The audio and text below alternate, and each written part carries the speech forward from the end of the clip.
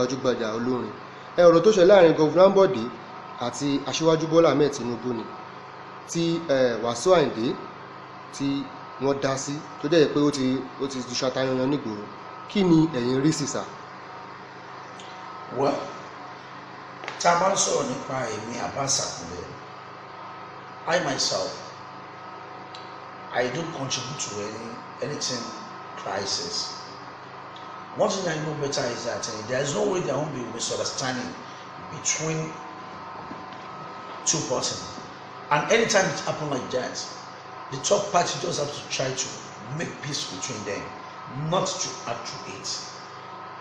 Èmi gẹ́gẹ́ bí ẹnìkan, gẹ́gẹ́ bá Rájí Wàsíù ṣe sọ̀rọ̀ ẹ̀mí lè sọ̀rọ̀ bẹ́ẹ̀.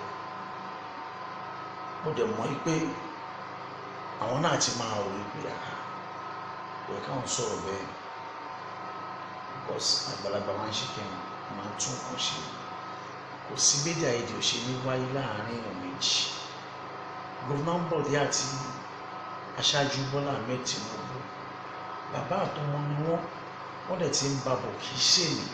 Tá a bá sọ pé ìjà yìí ò ní parí, tó bá wá parí nǹkan mo la fẹ́ fojú sí.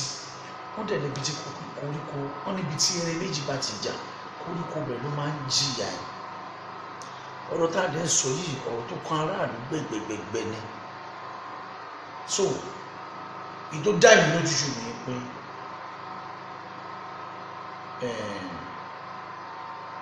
ibi tẹ́yìn méjì bá ti ń jà kẹ́ni kẹta gbìyànjú àti parí ẹ̀.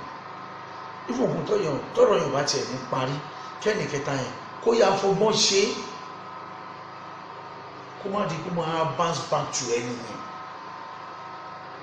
Ṣé mo káwọn àgbà ní kó bá lọ àbọ̀ ń bọ̀ kò sí yé. Tí kì í bá ṣe pé ẹ̀yin oníwèé ìròyìn tẹ́ ń bi mí léèrè ọ̀rọ̀ yín sí báyìí mi ò fẹ́ dá sí.